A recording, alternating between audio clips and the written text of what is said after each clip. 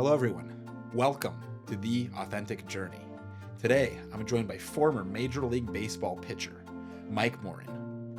Mike grew up in Kansas City and made his way to the University of North Carolina, where he became one of the most reliable arms in their bullpen and helped the Tar Heels reach the College World Series. In 2012, he was drafted by the Los Angeles Angels, and just 2 years later, he was on a big league mound. In his rookie season in 2014, Mike made 60 appearances and posted a 2.90 ERA, immediately earning a reputation as a steady and dependable reliever. Over the course of his 7-year career, he went on to pitch for multiple franchises, facing some of the game's biggest stars and bringing a consistent presence to every clubhouse he joined. What makes Mike's story so interesting is not just the highlights of his career, but also the journey through the ups and downs of professional baseball. The grind of the minors, the adjustments it takes to stick in the majors, and the perspective you gain along the way. I'm really excited to hear his insights on the game, his path through the league, and what life looks like after baseball. I'm very excited to dive straight in. Please welcome Mike Morin. Thank you, sir. Thanks for having me. Happy to be here.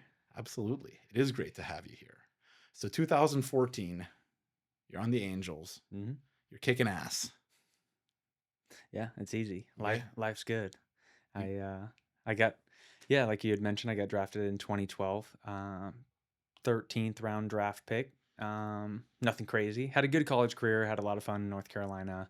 Shout out to the Tar Heels. Still doing their thing. So did UNC, special place in my heart. A lot of amazing friends built along the way. Some of which I still keep in contact with. And ultimately, like, you don't choose who gets drafted. You don't choose who drafts you. I guess is one potential misconception. You don't get to choose to where you get to go. And what was super cool was ultimately, I guess, kind of reflecting back on how I even got to North Carolina is a story in itself that very few people actually know. So I think kind of starting there would be a decent place to start, if you don't mind. Absolutely. There's a gentleman, his name is Rusty Edmister, and at some point we'll be able to get this clip and send it to Rusty. And my mom, so I grew up in Kansas, like you said. My mom used to work for Sprint, and the world headquarters of Sprint is in Kansas City, of all places. And she had met this gentleman who was from Raleigh, North Carolina, and man, dude, probably like 2000. And my mom's talker, they're sitting at the table. Hey, I'm, Rusty, I'm Letha, and I have a couple kids. And he's like, I have a couple kids, and maybe exchanged like business cards at that time and didn't think a whole lot of it. Would randomly keep in touch. Facebook then became a thing. And ultimately in high school, I was like decent. I was committed to go to a junior college, actually, Iowa Western Community College in Council Bluffs, Iowa.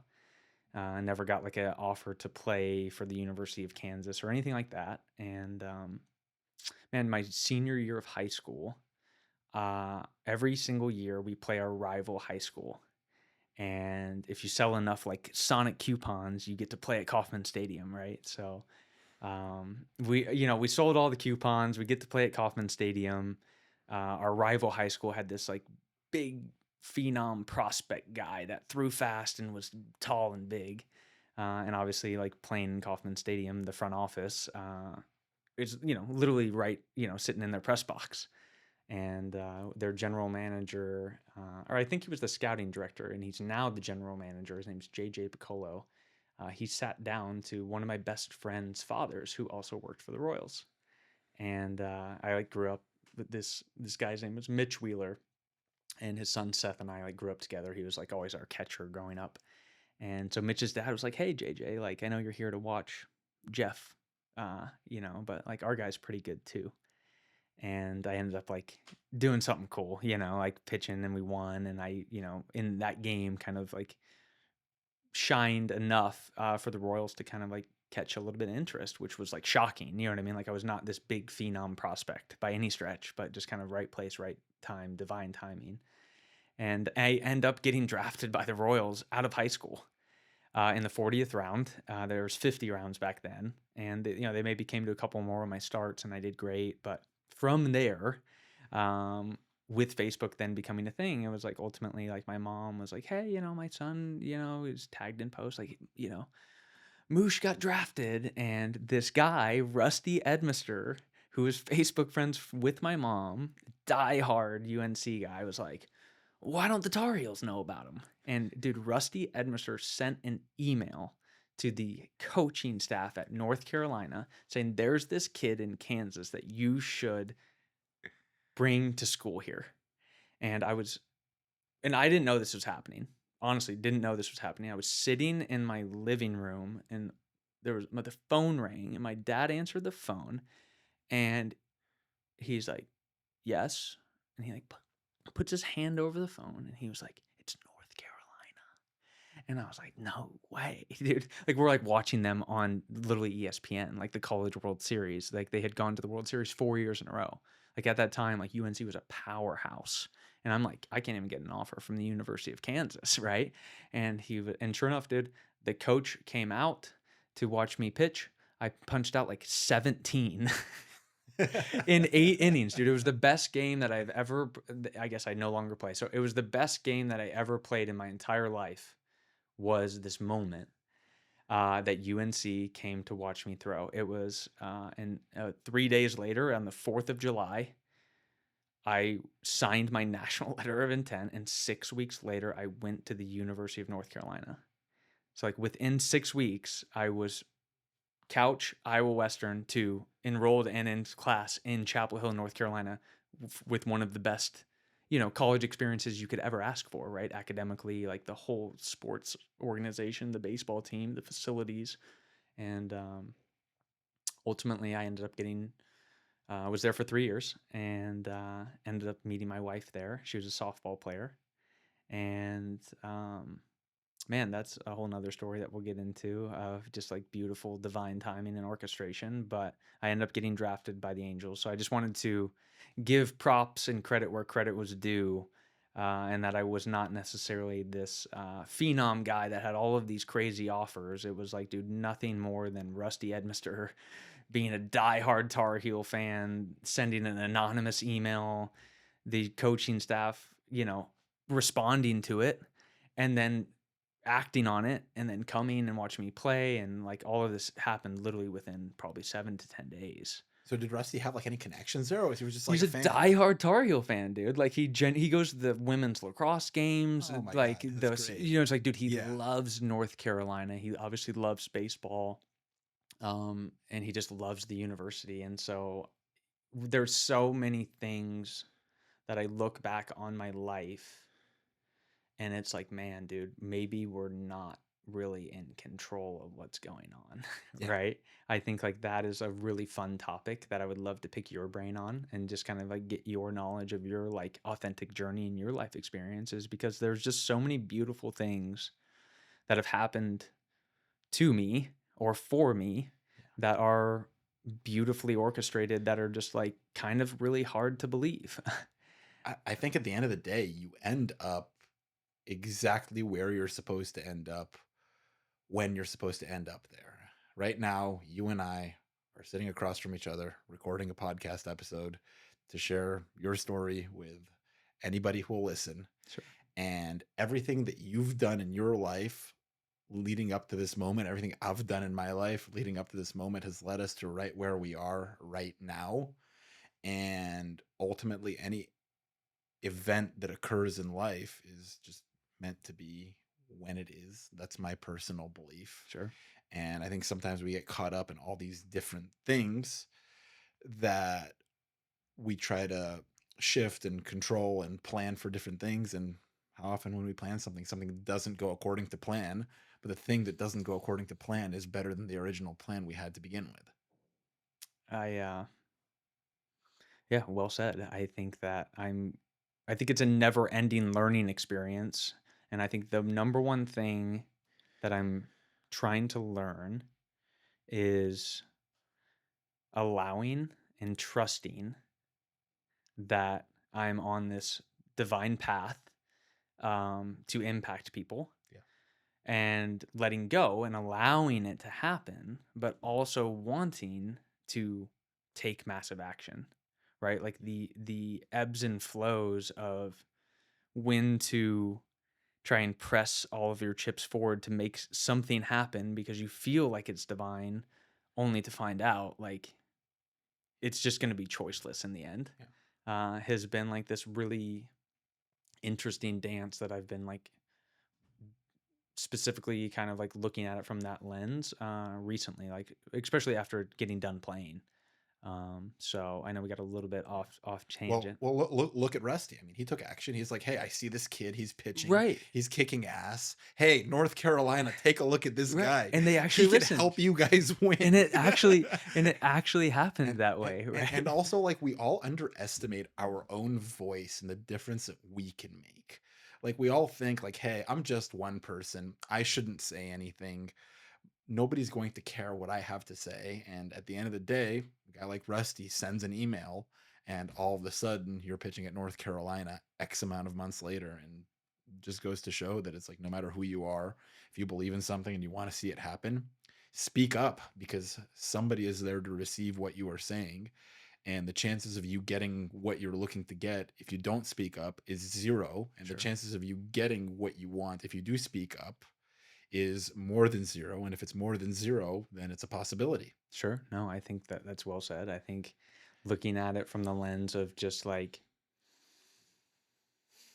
I think at least I can only speak on my experience. And I think that for so long you want to project, and obviously my situation is slightly unique of like for a little bit of time being in like the public setting, if you may, just like playing professional baseball, like you're kind of held to a higher standard, but like kind of like what you do is in theory on national television sometimes. Um, and there's also no manuscript for that of how to deal with something like that. For all of the amazing things, like there's equally things that are challenging that not only you go through personally, but also my family and my friends. And I think like that is something that isn't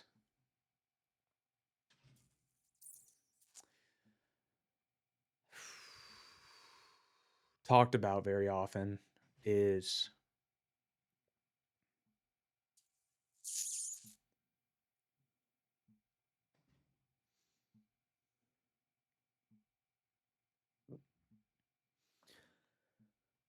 ultimately kind of what you end up doing or putting your family or people that are closest to you through. Um, so hopefully this conversation will allow people to find the courage to be able to let the people that care about them in. And that I just didn't do a good job. Like I said, I mean, dude, you're talking about all of these amazing things that I was able to accomplish and that I did accomplish. But after the dust settles and you're not 22 or 23 years old and it's 2014 and your team's in the major leagues and they're in the playoffs and they win 98 games and everything is good and you're accomplishing these dreams and everyone's riding this insane high of, there is, like I said, there's no manuscript of how to navigate success, and there's no there's no landscape of how to deal with failure. um and that is something that I did not do a good job of doing, because it's like ultimately it's your mom or it's your wife or it's your friend, and like you're the guy that's doing all of these cool things, and all of a sudden you're not, but you want to pretend like you're okay, but you're not okay. And you don't know how you're dealing with it. And so it's like, well, I'll just like work harder and like I'll just show it through action by isolating myself and putting my head down and grinding and, just like running the gamut of trying to show people that you're okay. And I just didn't have the courage. And it ended up being something I deeply regret, of not being able to talk to the people that all I wanted to know that I was okay. Um, and then you find out years later that like they had to, what you put them through was like their own path. Um, but it was built on a lot of, call it like pain and suffering, because it's your mom, or it's your dad, or it's your wife, or it's your best friend. And it's like, dude, they just love you no matter what. And my inability to be able to let them in, ultimately just like put them on their own, like call it spiritual personal development path, or whatever it is, whether it's seeking, help mentally or whatever it may be. And so I think one of the things that I look forward to and have been trying to implement more is being able to be like, hey, man, what I'm going through is really intense, and I don't mean to shut you out. I just learning how to navigate it. And maybe that person that you think you're protecting by not talking about it, ultimately, like just cluing them in and like allowing them to understand deeply where you personally are in your life in that real moment, um, actually brings them a lot of peace, and it brings them a lot of value, and wanting to be a good or better parent or spouse or loved ones. But if they have no idea what you're going through and what you're dealing with, it's like, how can they possibly help you? And if you just keep shutting them down and shutting them out, it's just not quite the way to go about it. So there's yeah, there's a lot of stuff that I've will probably never fully understand, that I end up putting the ones closest to me through. Um, and I'm looking to, make amends. What do you feel like they went through while you were kind of going through your both up and down periods while you were playing? I think that as a parent, you just want to know that they're okay, and you want to help them be okay. No one wants to watch their child experience physical or emotional distress, whether it's you blowing out your arm or getting sent down or doing whatever.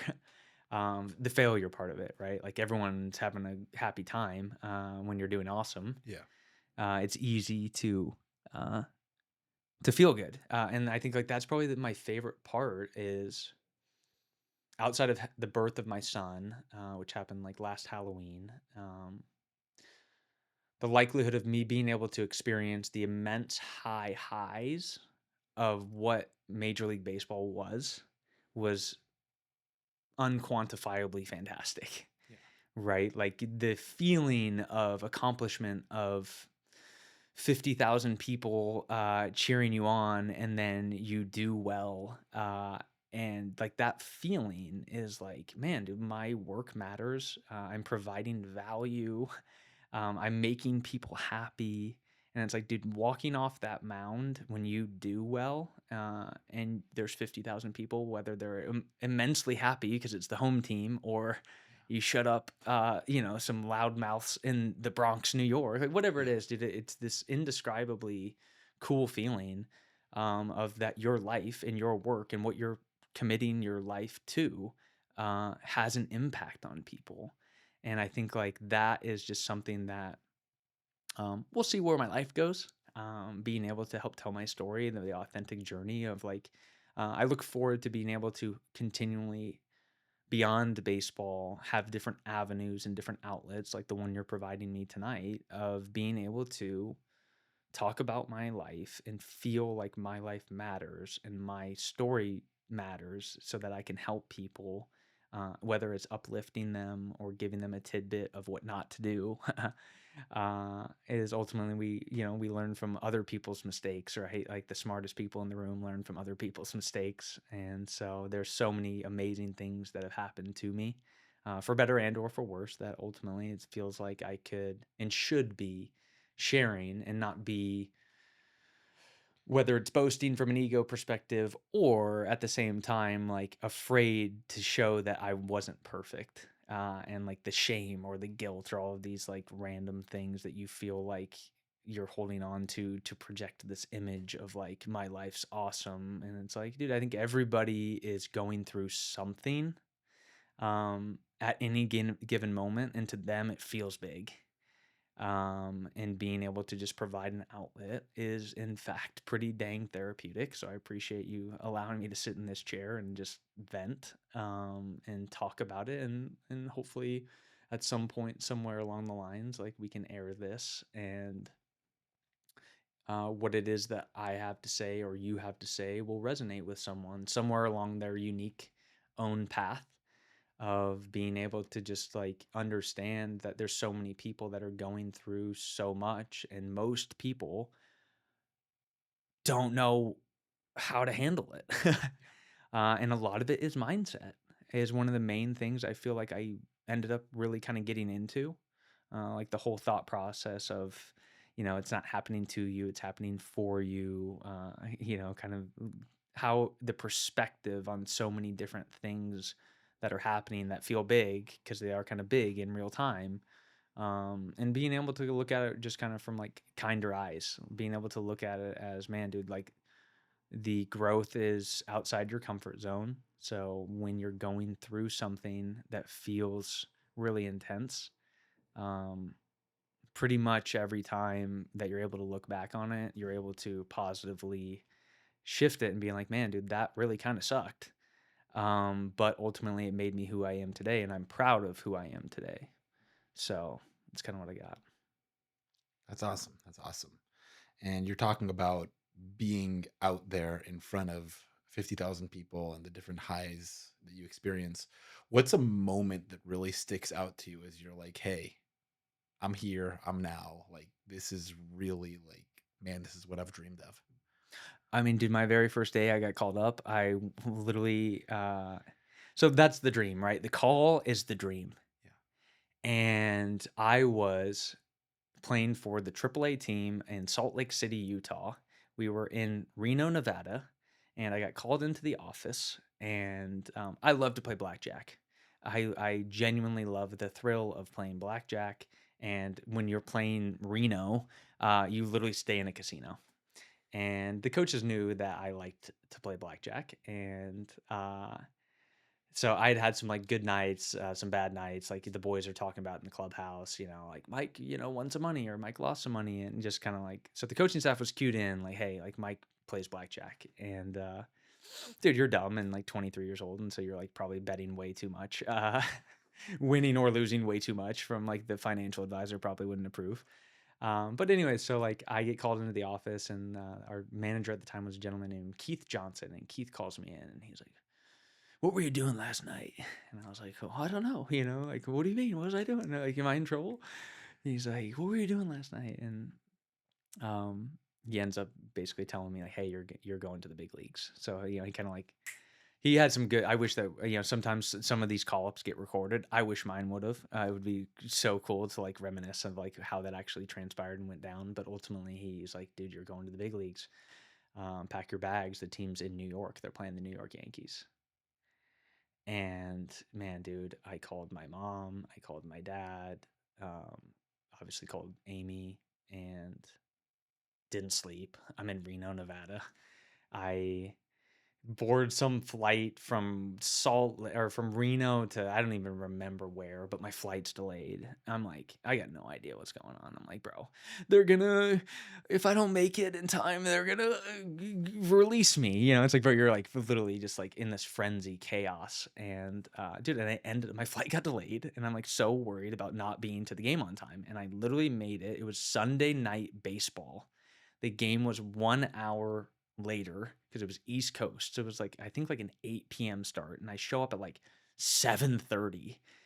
I land in, like, shout out to whoever the cab driver was. I'm like, bro, you got to get me to the stadium. He's like ripping through traffic, New York taxi style. And I get there like literally within, maybe 30 minutes to like throw my suitcases down with all of my life in it, put on a jersey, sign a contract, walk outside, go play catch. And I'm just like sitting there, and my father and my sister and my mother had made it to Yankee Stadium from Kansas. They flew that day, got there on time. And I'll always remember walking out of the visiting dugout, third base dugout in New York, in Yankee Stadium, and looking up and seeing my parents and waving to them and sitting in the left field bullpen in Yankee Stadium, hearing the roll call, like getting the full experience of like, holy smokes, dude, I made it. So I had this very cool moment of like on the grandest stage, right? The biggest platform, Sunday Night Baseball, ESPN, Yankee Stadium. I'm like sitting in left center, listening to the roll call of Jeter and A-Rod, and like I was like, bro, this is intense, right? This is insane. And thank God I didn't have to pitch that night. I ended up not having to pitch. I don't think it would have gone well. And after that, I think did that night we literally took a red eye back to Orange County. It was like the end of the series, and I ended up pitching like a couple days later, and made my debut. And so I would say that, dude, the call is definitely something no one ever forgets. The moment of, you know, being inside Yankee Stadium and like being on the same field with that history of like, dude, I went to like a Yankees game and like did the tour when I was like 10 with my buddy Dominic Fazio and his parents. It's like, bro, that was like such a highlight of my life. That was such a unique moment that I got to share, and the coaching staff from North Carolina also flew, and they were there for that game too. So after the game, I saw my coaches from UNC and I saw my parents in the clubhouse. I'm like, I gotta go get this stuff ready. You know, it's like I don't know what I'm doing, but it's like the rookies got to grab the snacks, and so it's like it was this moment of beauty and chaos that I got to share with some of these people that had really devoted so much time, money, resources, effort, love, that we're all able to have this unique experience together in, you know, on the biggest stage ever. And I'm so grateful for baseball, and that it's been such an avenue and outlet for my family, like my dad's side and my mom's side, and like family in Iowa or Minnesota, or like my godfather, and just like all of it brought for 10 plus years, it brought everybody together. Like my dad's family would come out every year for spring training. They'd get out of the cold in Minnesota, and then the Morin family would convene in Arizona and do spring training. And like I'm grateful for it helping kind of continually keep my family, like my extended family and the aunts and the uncles and the cousins, of like everybody, of just like something uniquely cool to kind of like rally around and talk to daily. Like, you know, they're in the group text thread, like Mike's playing, and they don't care if you're in Yankee Stadium or, you know, Reno, Nevada. It's like, you know, so I think like that's one of the things that I've appreciated the most, is just providing that experience, of something for my family, was ultimately really, really cool. It's interesting to hear your perspective, like from your lens of that day in Yankee Stadium. And you've got your coaches from North Carolina, you've got your parents, and that's a pretty significant day in their lives too, and Yes. like in their path. And like I'm sure they've got like a pretty like it's interesting like what their lens is on things, because that's probably a day they've waited for their whole life as well. That's my point, is just acknowledging like there was a lot of pain and or suffering in baseball, but dude, there was so many amazing things that that game gave to me, and my family and my friends, of just being able to be proud. Yeah. Dude, in 2014, we made the playoffs, and sure enough, dude, we played the Kansas City Royals, and grew up going to Kauffman Stadium a lot. And oddly enough, the very first the very first postseason game, since I had been alive, in for the Royals, was a game that I actually played in. So we played like our first two games against the Royals, in the ALDS, and lost. And then game three was in Kansas City. And like that is also a day that I will never, ever forget. And that every single person that I basically ever knew growing up, was at or watching this game, because the Royals traditionally weren't great. And so they all of a sudden in 2014, like they end up getting to game seven and losing in the World Series. But like that whole town went on fire, and it was just a crazy thing to be on the other side. We lost. I gave up a 3-run home run. Like worst case scenario for me, but like all of like my other friends and family, like they're sneakily like pumped because the Royals won. And you know, it's just like, dude, you can't really make some of that stuff up, of just like this coincidental divine timing and orchestration of like what are the odds that some kid grows up in Kansas in the very first game 23 years later ever in postseason history at Kauffman Stadium? Like there's some kid pitching for the other team and he gives up a 3-run home run and like the Royals win. What was it like being on the mound that night, knowing that, hey, I grew up here, like everybody is watching?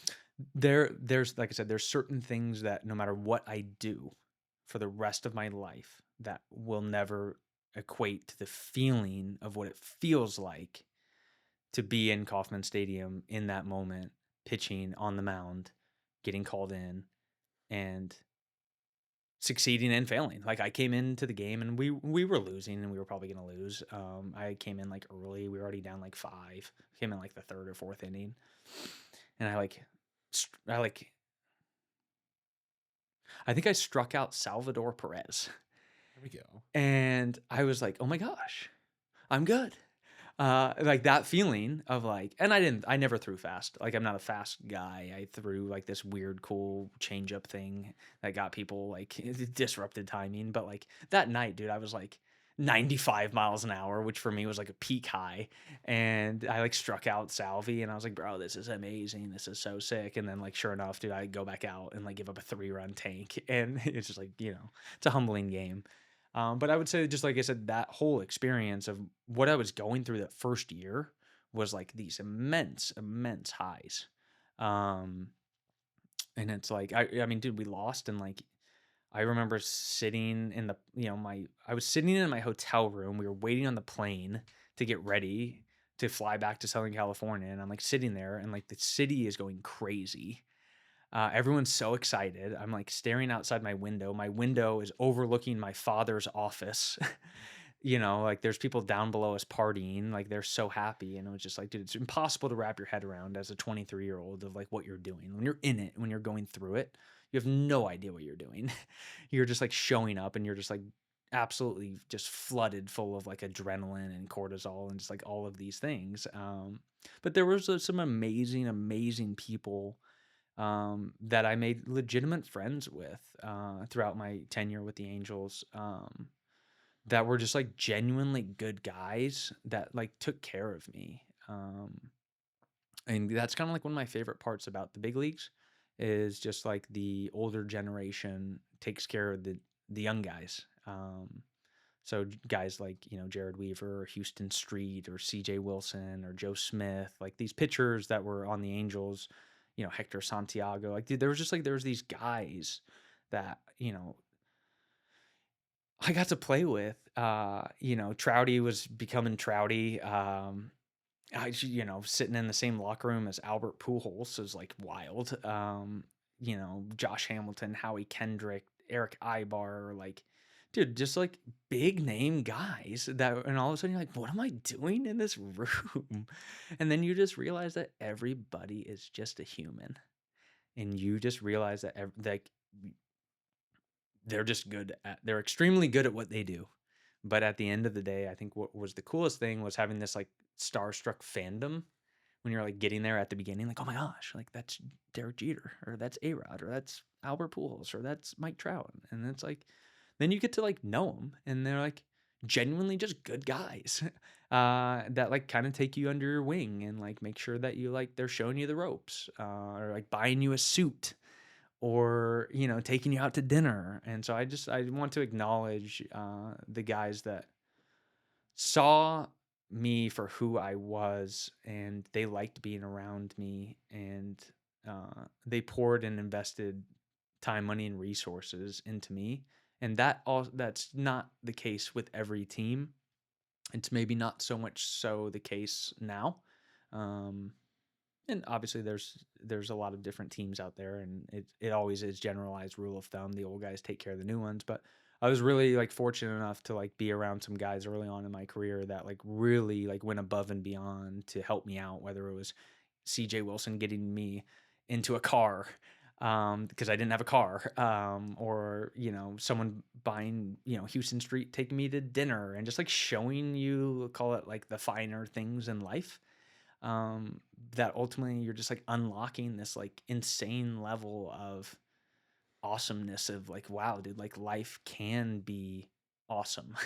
Like I didn't like sushi or like wine or, fancy dinners. Like I grew up in Kansas, you know what I mean?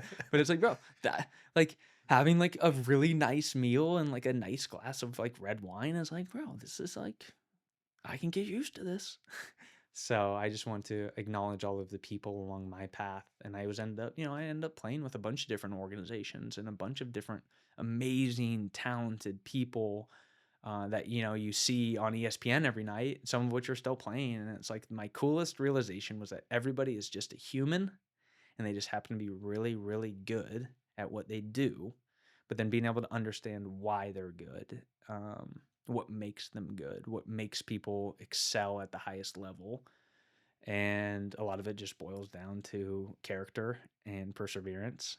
And, that's obviously applicable as I'm transitioning out of baseball into new business entrepreneurial endeavors or making new friends, and ending up sitting down and having podcasts. And it's just like, I want to find people that want to do awesome things with their life. And that was my favorite thing that got removed, that I didn't realize, that I was always around these high performers.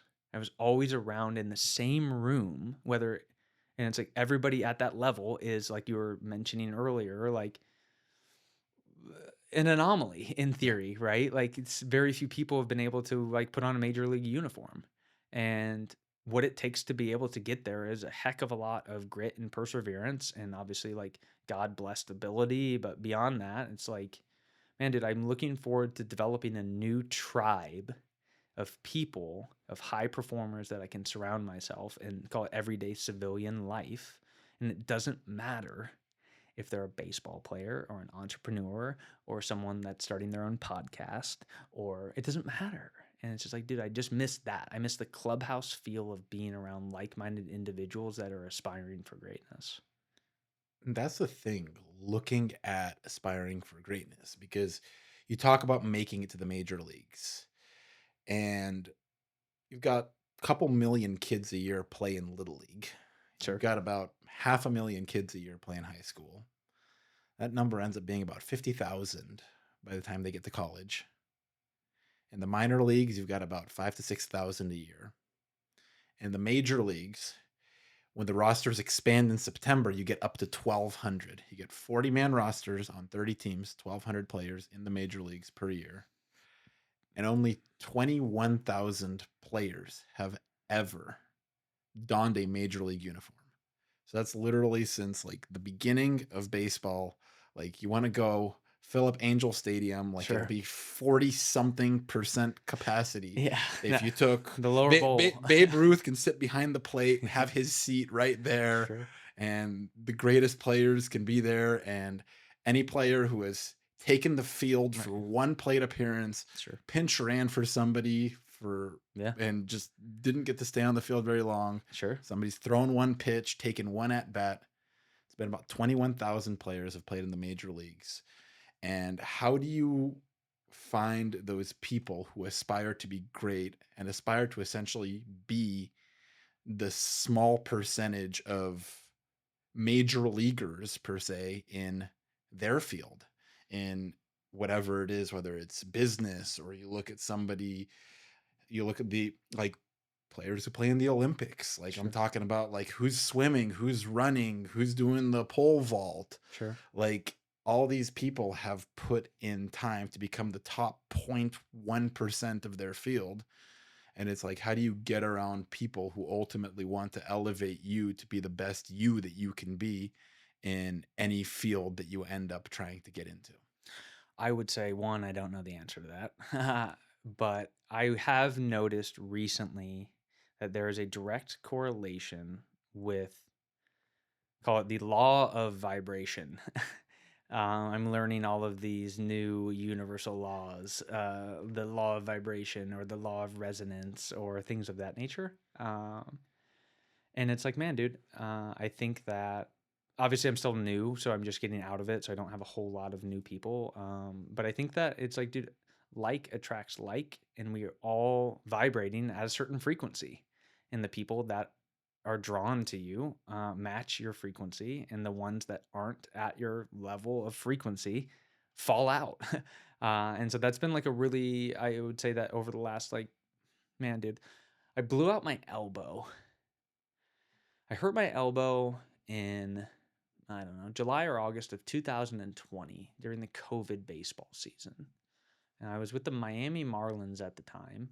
And I tried to rehab it. It didn't go well. I ended up having to have surgery in 2021. But I was rehabbing from home. So I was on like a 1 year deal with the Marlins. They're like, it's COVID. They're like, hey, dude, go get surgery.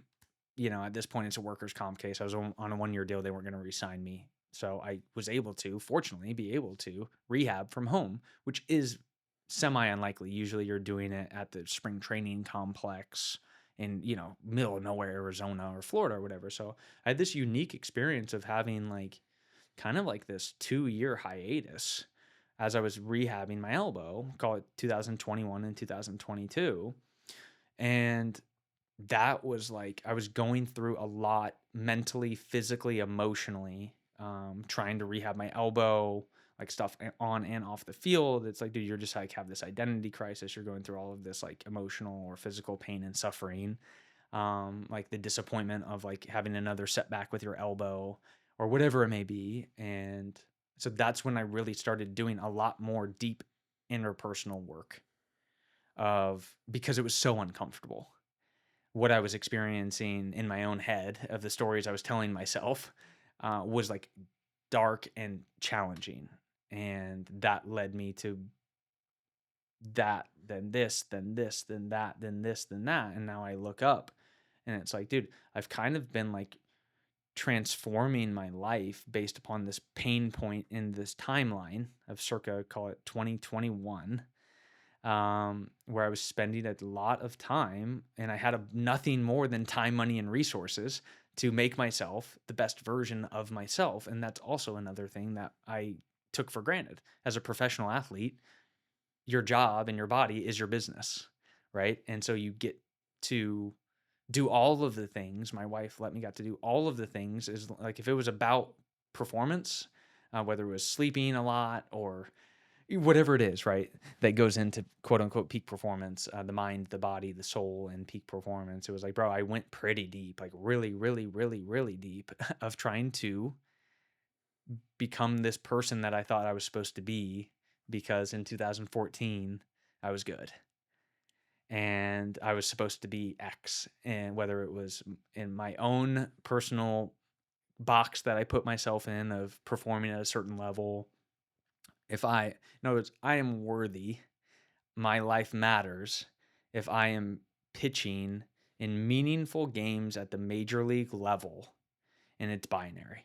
So I'm either a major league baseball player that is pitching not only in the big leagues, but only in winning situations, not losing situations.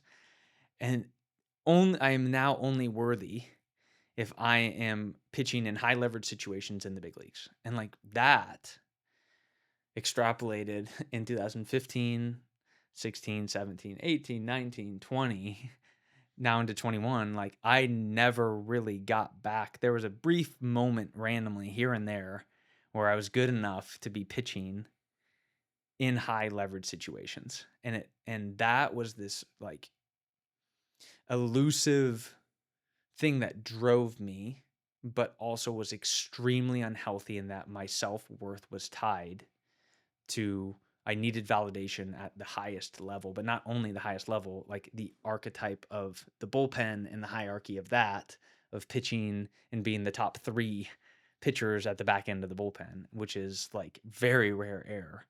And so I just had this weird North Star that I had been ingrained in my mind of my life matters if I'm this.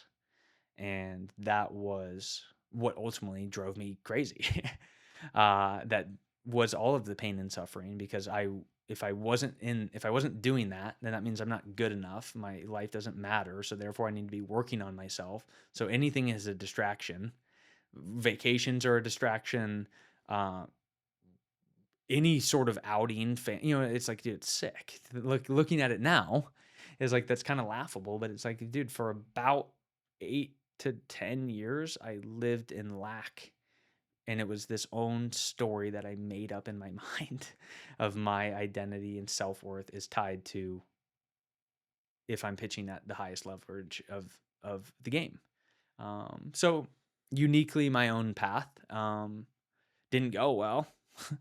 um, but like I said, I'm able to, like you're talking about, when you say there's only 20,000 people that have ever been able to do what it is that I was able to do for a brief amount of time. Now that I've been, call it retired for a year or so, you're able to appreciate it much more when you're in it and you're going through it. It doesn't feel like, it just feels like a success or a failure, predominantly a failure in my own mind when I was going through it. But it's like, dude, I'm able to have productive conversations, and the more I'm able to talk about it, I'm able to be like, dude, what I did was cool. Whereas like a year ago, like I wasn't able to talk about it like this because I thought it was a failure, because I thought I was supposed to be X, or I thought people thought that I was supposed to be X, and I ended up disappointing everyone, including myself. So that was a good lesson of ultimately being in a position into which it's like you can really kind of only control, call it your own vibration, your own mindset, how you're perceiving things to be happening for you, not to you. Your worth isn't tied to your job title. There's other more important things out there. And I'm beginning to just like dive into those things, and like having a son, and like becoming a father, and like actually being a husband now that I'm home and not traveling or always trying to make myself better. And it's like, people just want to, I just want to spend time with my son. I just want to like legitimately like work on being a better husband. And ultimately it just comes down to me daily tying in to a new anchored in like authentic best version of myself, realizing that the higher vibration that I can operate at, everyone else is going to benefit from that.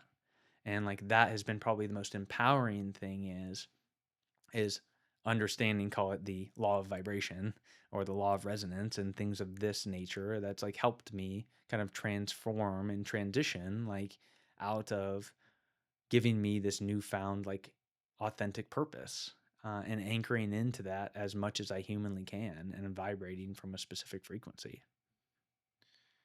How do you take the habits you've had being a professional athlete, now applying it towards being the best father you can be, being the best husband you can be?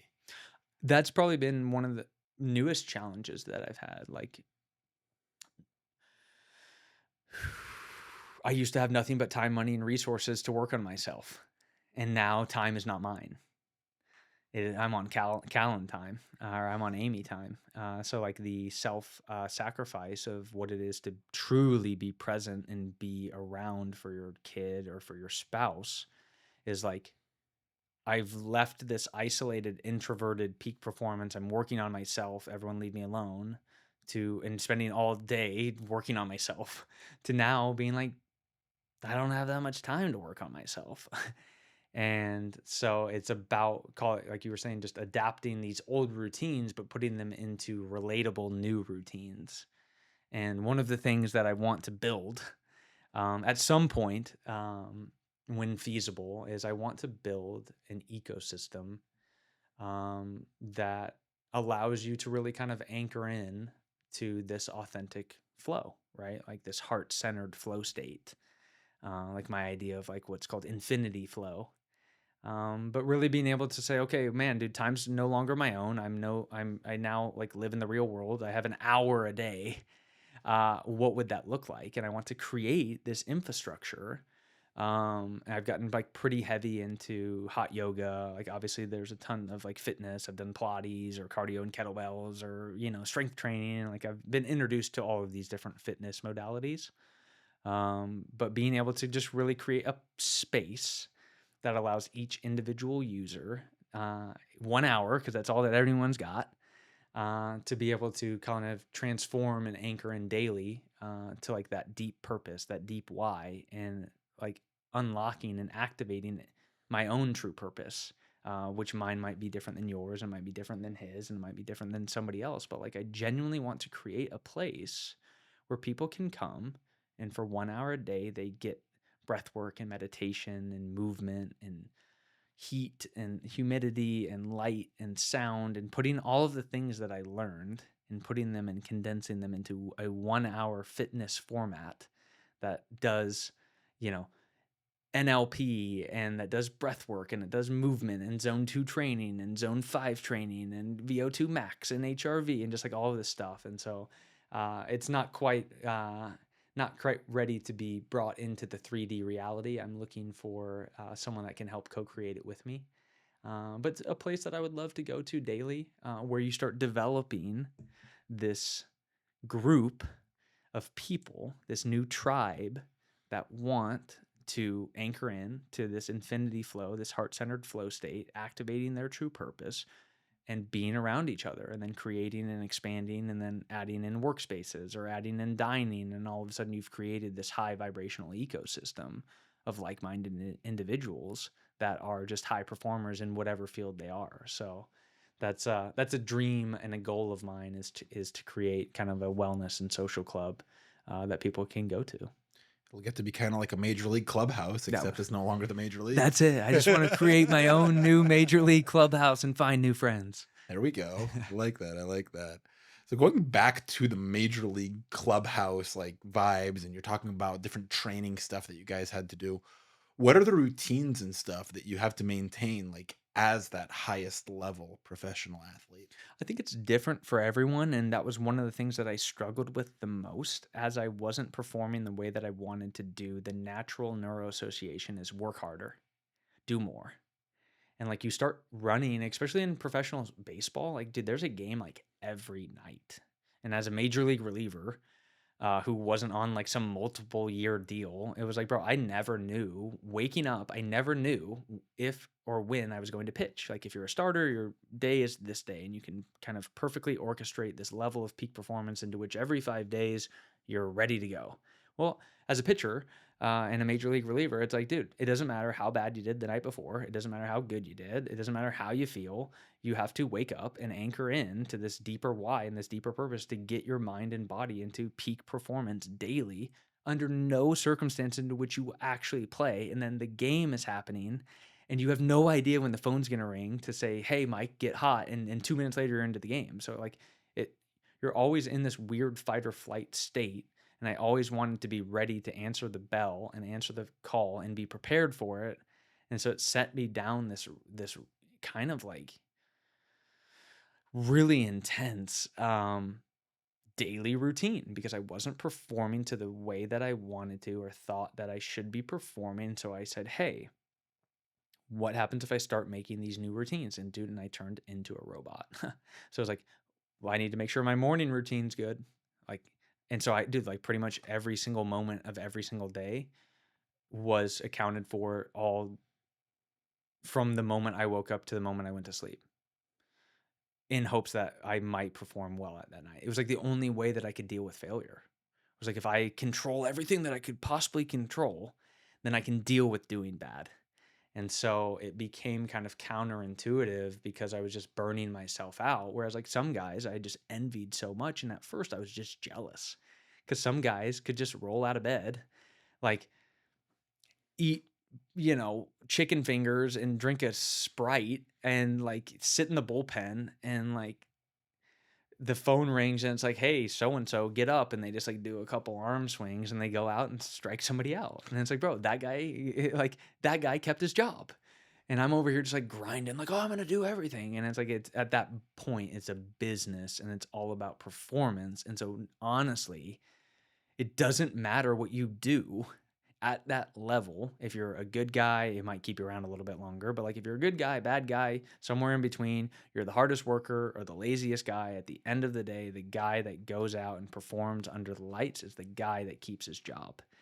And that was something I had to learn, is like, dude, I'm only in control of myself. And it took me a while to learn that like my routine is different than that person's routine, but I have to respect that person's routine, even if it's less than mine, because in theory, he's actually doing great. And why would he change his routine if he's doing great, even if he's not putting in the work that I deem like you need to do this. And so it was a very weird kind of dynamic to like everyone does their own thing. And at the end of the day, whatever works for somebody, it works for them. And at that level, whatever works, works.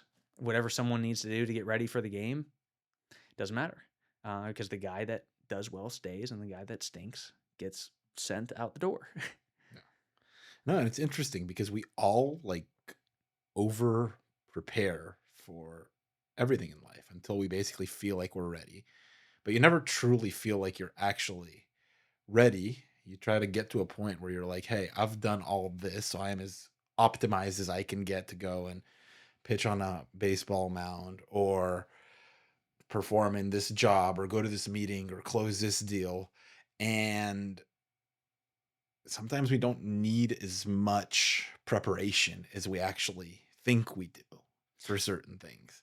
It's like sometimes you could have been good on, hey, maybe you did 25% of what you did, or you could have done 50% of what you actually did and been okay. So it's interesting looking back at things, even like with my journey and different stuff in entrepreneurship. And it's like there's days where I would work 16 hours a day, 7 days a week. And it's like, and I would do that for a very long stretch of time. It's like, maybe I could have optimized myself a little bit and worked a little bit less, Sure. but done better quality work or whatever it was. Obviously, looking back at it, there's always things that you can look at and say, hey, this possibly could have worked better. But the idea is that we just over prepare for stuff and we don't sometimes think we're ready when we truly are.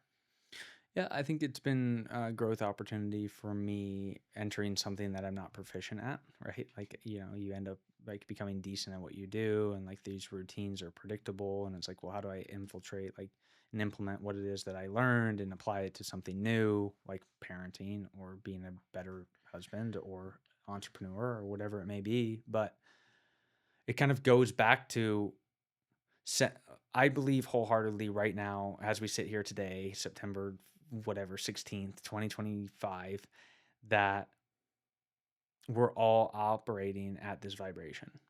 And you are a magnet and you are a mirror.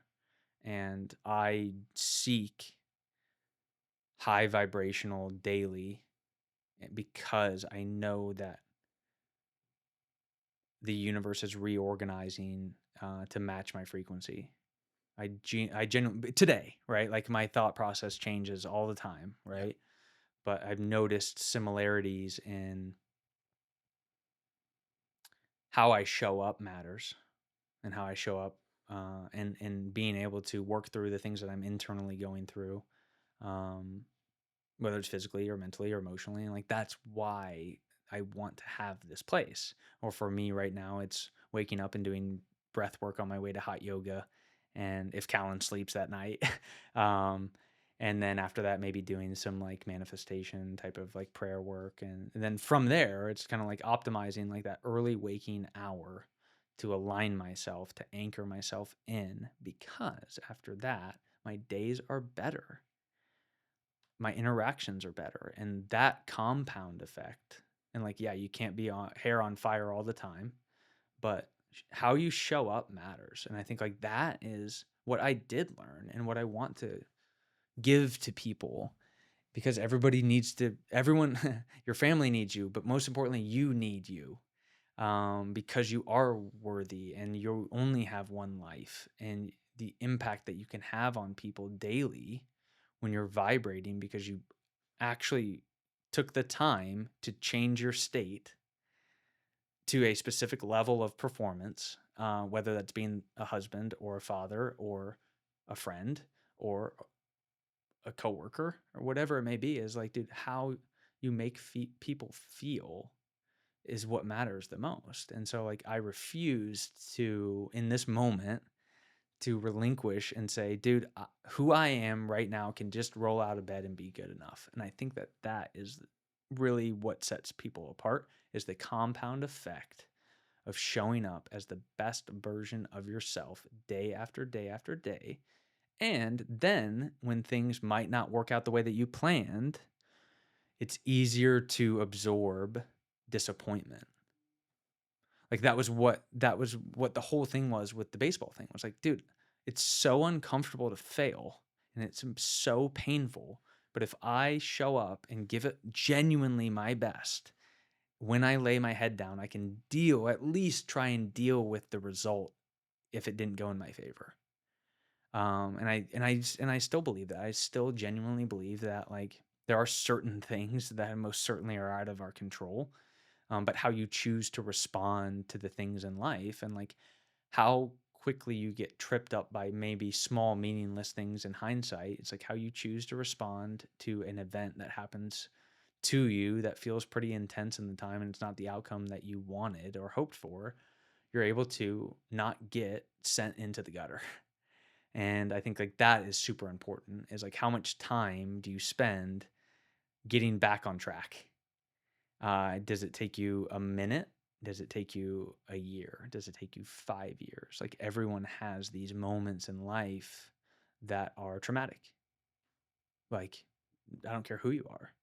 There's so many different things that happen to so many different people, and to them, whether they're a big deal or not to some other people, it's a big deal to them, and how they internalize that and then what they do with that and how long it takes for them to get unstuck, to get back onto, call it like their highest timeline, is really, really important to me at least. Is if something doesn't go the way that I hoped it for, utilizing it to show me where I'm not free in real time and understanding that it's for sure going to always work out for the betterment of like my own personal like and spiritual development, but also it's a gate check of where I am internally. Like if I get news that I don't want to this afternoon, like how am I going to choose to respond? Am I going to go hide in the corner, or am I going to say, man, dude, wasn't planning on that. That's a little bit of a wrench, but definitely a growth opportunity, like net, and it's going to make me better, but like it doesn't distract me from being a dad or being a husband or working on projects that are going to help move the world forward, because I'm not stuck in my own story that I'm telling myself of like, oh my gosh, something bad might be happening and I do just want to shelter in and like hide. It's like I've done that too, right? I've gotten knocked down and wanted to just kind of like give up. And it's like you develop this level of grit and perseverance that ultimately, like, I think everyone like genuinely like needs in order to survive and succeed. In like a non-egotistical way. It's just like, dude, you're just forged in the fire, and there's these growth opportunities that you're just meant to experience, and how you choose to handle those things and how long it takes you to learn the lesson is ultimately like where your end cap is, right? So I haven't learned the balance of not going full tilt trying to connect to my highest timeline daily, and I genuinely want to continually pursue who is the best Mike Morin and how can I provide the most value moving forward based upon my previous experience, whether it's developing businesses that help people or just utilizing it from a daily mindset thing that I'll catch myself doing. And it's like, bro, there's so many different opportunities for growth daily. And it's literally just mindset. And if you're in a position into which your vibration is able to absorb what's happening to you, that didn't go your way, of like, man, dude, I would love if my child slept through the night. Like, dude, love Callan, dude. My son is the man. I love him. But dude, I'm dying on the inside because I haven't slept in 5 months. My wife is way worse off, dude. Like she hasn't slept more than I haven't slept. And it's like, if I'm dying, are you dying? Are we dying? And so it's just like, dude, I got to show up because there's work to be done. And like that is like, call it the secret sauce. I feel like that I learned in baseball over the course of 10 plus years is, bro, doesn't matter if you took a red eye and didn't sleep, or it's like, you got to show up and you got to perform at your highest level. And I think like that is kind of like my superpower, if you may. Like that's what I've learned, is you have to anchor in, you have to have this big vision why that gets you out of bed, even if you've just went to bed and the alarm goes off and it's time to go. Or Callan's been asleep for 5 minutes and it's 3:30 in the morning. It's like, bro, it's not mat time. It's not time to play. It's time to sleep. And like, he doesn't know. And it's like, It's dude, I'm just like going through so much in a very beautiful way, but it's like I know that like every single time I anchor in and connect with my higher power, no matter what's going on around me, I'm able to absorb. It's really interesting to hear the perspectives and also like kind of how it like translates over to like fatherhood and Yeah. like having to, and but not just that. I mean, it's like what has happened that kind of knocks you down. It's like it doesn't matter. Scoreboard starts at 0. It's the top of the first inning the very next day, no matter Yes. what. It's like the game's gonna start on schedule, and it's like you gotta be there. Yeah, dude, F your feelings. It's like, bro, you got to show up. That's what I mean. It Yeah. doesn't matter. No one cares.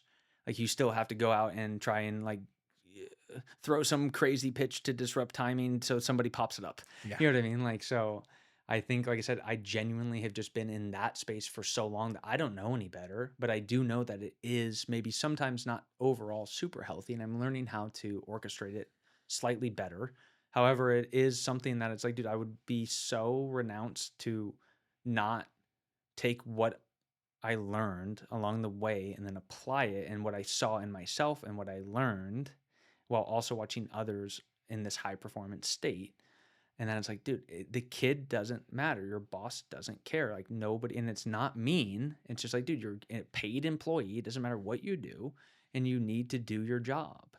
And like that requires a certain level of vibration in order to do something beyond mediocrity.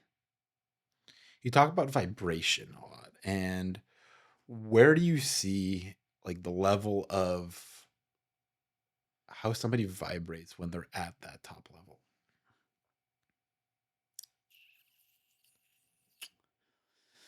Dude, I saw this like I'm gonna butcher it, but I saw this like there's a there's a pyramid out there, and you might be way more familiar with I than I am, but it's like this universal vibration where like ultra consciousness is like level 700, and like the lowest feeling from an emotional standpoint is actually, I believe, shame. Like zero, right? Like what's zero? Ultra consciousness is 700.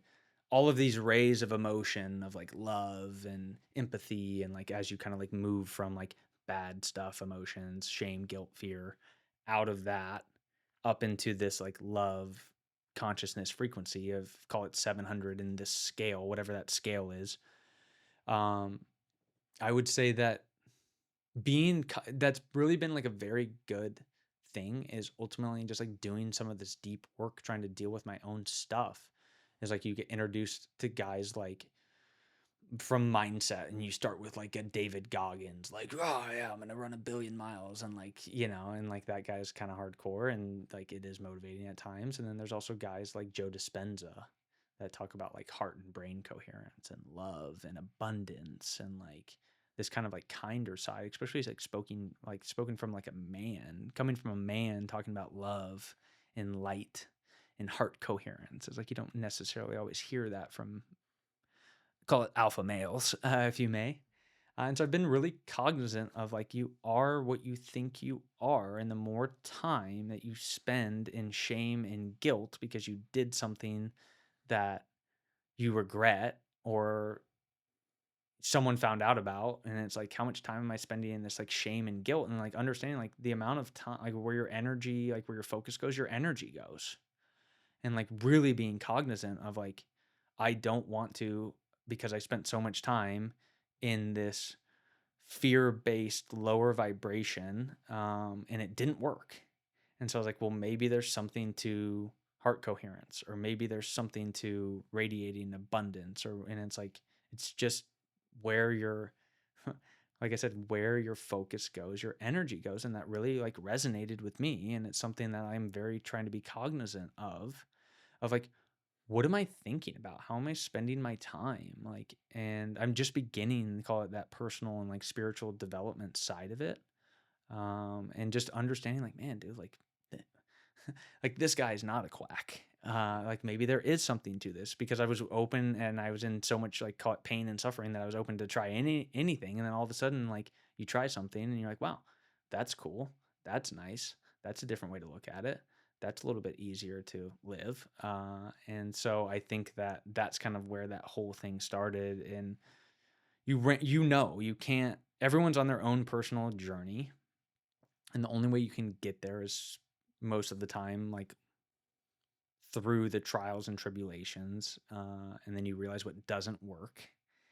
And so then you start getting introduced to new ideologies, and then you start like going deeper into these platforms, and like, oh, like there's a community of like-minded individuals that are also trying to elevate their frequency. And the people, I will say this, the people that I respect the most are ultimately, yes, they are trying to work on themselves, but they know deep down that the version of themselves is enough and they're confident. So like I was this 22-year-old in the big leagues, and like I wasn't talking about vibrations or spiritual development or any of that, because I just believed in myself. I believed that I was enough. And so it was like I was just radiating at this thing of like the universe is guiding me, and this is what I'm supposed to be doing, and I wasn't questioning myself, and I hadn't been putting these self-limiting beliefs on myself. It was just like all of these amazing things were happening in my life, and I didn't question them. And then the second like it wasn't working out the way that I thought it was, then all of a sudden I was like, oh, I need to fix that. And so it's been like this weird transformational journey, but I do look forward to the day into which I don't have to wake up every single day and try so hard to be this version of myself that I think the world deserves. Right? Like I am enough. And I'm not there yet. You know what I mean? Like I think that there's plenty of work to be done on myself, and it's something that I struggle with, of like being enough. And like how are you okay with just showing up at 40% of yourself, and like like that balance is something that I'm like currently working through. But the people that are already up there, they know that they're up there, and they don't question their ability to whatever it is. You know what I mean? Like they're just so confident, and they don't question themselves, and they don't have these self-limiting beliefs and negative self-talk that still exists like in my own internal reality. I think it exists for all of us in a certain way because, I mean, we all want to feel like we're enough. And we all feel like we're not enough compared to what we want to be. I am not enough compared to what I want to be in a year, but can I get myself to a spot where I acknowledge that I am enough for who I am today? Yeah, I preach. It's easier said than done. Like I Sure. said, if you know and you're actively pursuing greatness, and you're pursuing removing these weights that are holding you back from being the best version with yourself, and connecting to your highest timeline of like maximum impact of your life experience, like that there's certain things that you need to work on. And if you're not actively working on removing these beliefs or these 5 pound weights or 100 pound weights, and like that's probably one of the things that, like, having spent so much time over the last 4 years doing this personal development, is like we do hold trauma. We do hold on to these self-limiting beliefs. There are things that happened in our lives that someone told us when we were 7 that impacted our life. And so it's like being able to like go inward and try and reshape those tapes, and being able to reshape and refine what that experience was, and going back and kind of changing the narrative. Like, did the second you're able to release or relinquish like something that you've been holding on to for so long, all of a sudden you drop that weight and you instantly raise up, and now you're like operating from this new frequency. And then there's all these trials and tribulations on level 70 or whatever you may Yeah. be. And it's like it's a never ending thing. At some Sure. point, like, if you are intentionally seeking greatness, there's always something that you can work on to get you to the next level, and then in the next level, and like eventually you'll meet the final boss or whatever it may be. But I don't think that I think it's a definitive, like, and it's a finite, like this like dance of personal development. And it all just is like, dude, how impactful do you want your life to be? Honestly, it's just like, dude, why would you sit here and try and just be okay with being mediocre. Honestly, you know what I mean? In like a non-judgmental way, but it's like, what is the tape that you're telling yourself that your life doesn't really matter that much and that you weren't put on this earth to do something extraordinary, right? Like, who told you that you couldn't do that? And I look back and I'm so grateful for both of my parents, but specifically my mom at such a like developmental age. My parents split when I was young, maybe like 4. My mom was single mom trying to, raise 2 kids. I have a sister that's a couple years older than I am. And like subconsciously, like, dude, my mom had a mirror that she wrote lips like in lipstick, like, I can, I will, I must. And this is like before mantras. You know what I mean? Like, this is like 1995. But it was like my mom needed this like war cry to provide for my sister and I as a single mom. Like, where $20 mattered. And like, dude, you can't appreciate when you're 4. But as I look back on it, like my mom, when I was pitching at 8 to 10 years old, she was like teaching me these like random visualization things. And like, she was the crazy mom in the bleachers yelling, like, be the ball, see the strike. You know what I mean? And like, my friends used to laugh at me and people thought my mom was crazy. And maybe she was a little bit. And did we love her to death? But it's like, dude, I just had this weirdly awesome thing that I'm so grateful for, like as now a 34-year-old, that like my mom never put any self-limiting beliefs on me. And indirectly, she was teaching me visualization and manifestation and mantras and all of these things that are a little bit, call it more mainstream. But I didn't grow up with anybody telling me that I couldn't do anything. And now as a 34-year-old, it's like, dude, I woke up and I went to the University of North Carolina. I played Major League Baseball. And so it's like, I can do whatever I want.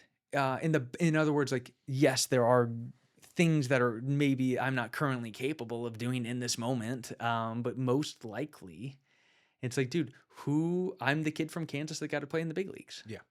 And so it's like moving forward from an entrepreneurial perspective, or a father, or being a father. It's like, dude, as I like try and be around, and like as I will continue to try and like nurture Callan and whatever he's gifted at and supporting it, whether it's art or surfing or baseball or whatever, and just nurturing the light into what he was brought in here to do, and never telling him that he can't do something, imposing these things that like aren't even real. Right? Like, you hear about the guy that's like, my my 5th grade teacher told me I'd never be a rapper. And then all of a sudden he's like, the VMA is like saying, shout out to, Mrs. Green, like, who told me I'd never make it. Like, that type of stuff where people hold on to it. And it's like, you don't even, some things are subconscious and you don't even remember like these things that you were taught as a child that like I deeply believe matter. And I deeply believe I'm grateful for both of my parents allowing me to just pursue whatever it is that I was intuitively meant to do. And I achieved it. And so it's like, as I enter the next chapter of my life, it's like, what are the self-limiting beliefs to think that I can't make a wellness and social club someday with somebody?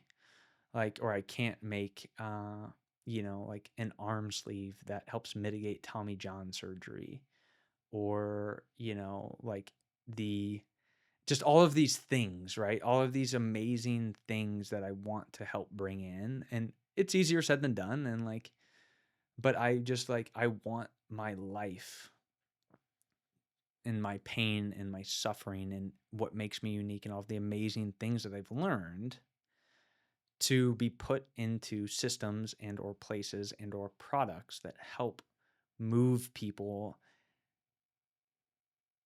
and I leave the place a little better than I found it, I think. And I don't know any limits, and I don't think that limits are healthy, right? Like, I don't think putting any sort of self-limiting belief on creating something that maybe's never been done before, like, can't happen. And maybe that's me being a little bit irrational and a little bit naive and not egotistical, but it's like, I genuinely think these things matter. And I genuinely think that like we're here, and if we can really anchor in to this authentic true purpose, the universe will you'll remember. You'll remember why you came here. You'll remember what it is that you're supposed to be doing. And once you get that signal, following that signal every single day, removing any BS of self-limiting beliefs that are holding you back from accomplishing that and striving for greatness, and the universe will organize itself, if it's supposed to be brought into the 3D reality, to help move mankind forward. Like, I genuinely believe that, and that is the path that I am currently on. And all these self-limiting beliefs, I mean, they really, it's called self-limiting beliefs. Like, it's only things that we're imposing on ourselves. Like, there's a kid who plays baseball when he's 10 years old, and he's like, oh, that can't be me. I can't play in the major leagues. And it's like, well, you're right. If you think you can't play in the major leagues, like, you are 100% right about that. Absolutely. And it's like, to sit there and think that you can when you were younger, it's like, go for it. Why Sky's not? the limit. Right, dude. And I never had anyone tell me that I couldn't. Ladies and gentlemen, Mike Morin. So great having you on today, Mike. Yeah. I really enjoyed having you on today on The Authentic Journey. Mike, where can people connect with you further? Dude, I'm a ghost. Ghost. I am a little bit of a ghost. Ghost. Dude, social media was not great for me. I got rid of it a while ago. It wasn't healthy for me to do bad and then have a bunch of people telling me that I stunk when I already knew that I stunk. So not so much a recluse, but just like, dude, I just recently created for the very first time a LinkedIn. So, dude, I just, there we go. Everybody fled his LinkedIn. There we go, dude. Transformation Inc. So yeah, dude, I think, that's just not something that it's been freeing, to be honest. I think there's so much information out there in the best way possible. But just like intentionally putting myself in an environment. And like I said, I'm no longer playing, so I'm not getting a whole lot of like, hey, dude, hope you get hit by a car recently. But it's like, dude, like I said, I'm actively trying to continually work on myself and kind of keep my vibration pretty steady. So I tend to stay away from social media currently. So we'll see where I'm at long term. But for now, I'm a little bit off the grid. There we go. Well, hey, we'll have to see what ends up happening. But it was so great speaking with you today. And if you guys liked or anything resonated with you of anything that Mike had to say today, I would love for you to share this episode with your friends. Leave a comment, leave a like, subscribe to our podcast here at The Authentic Journey or on Instagram at The Authentic Journey Pod. I'm your host, Ben Beeri. I can be reached at Ben Beeri on Instagram at BenBeeri.